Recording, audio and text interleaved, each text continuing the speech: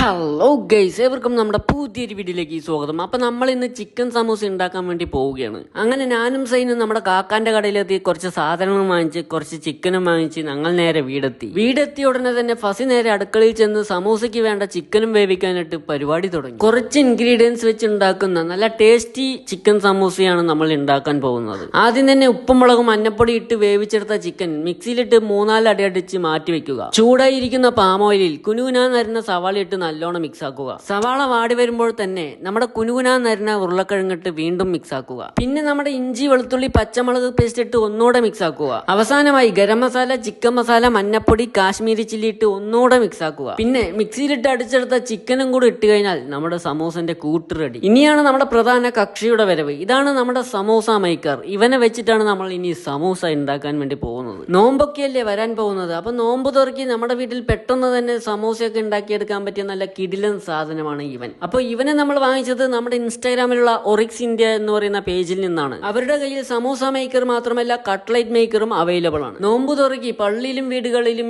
പെട്ടെന്ന് തന്നെ സമൂസയും കട്ട്ലൈറ്റും ഉണ്ടാക്കാൻ കഴിയും. അപ്പൊ ആവശ്യമുള്ളവർ എത്രയും പെട്ടെന്ന് തന്നെ അവരുമായി കോൺടാക്ട് ചെയ്താൽ മതി. സിമ്പിൾ ആൻഡ് ഹമ്പിൾ ആണ്. അപ്പൊ നമ്മുടെ സമൂസ മേക്കർ വെച്ച് ഉണ്ടാക്കിയെടുത്ത നമ്മുടെ കിടിലൻ സമൂസ റെഡി. അങ്ങനെ ഞങ്ങൾ നമ്മുടെ വല്യമ്മയ്ക്ക് സമൂസ കൊടുത്തപ്പോൾ വല്യമ്മ ആസ്വദിച്ച് കഴിക്കുന്നുണ്ടായിരുന്നു. സമൂസ എന്തായാലും അടിപൊളിയാണ്. അപ്പൊ നിങ്ങളും കൂടെ ഒന്ന് ട്രൈ ചെയ്തോളൂ. അപ്പൊ നമ്മുടെ ഇന്നത്തെ വീഡിയോ നിങ്ങൾക്ക് ഇഷ്ടപ്പെട്ടെന്ന് വിചാരിക്കുന്നു. അപ്പൊ ബാക്കിയുള്ള വിശേഷങ്ങളുമായി പിന്നെ കാണാം.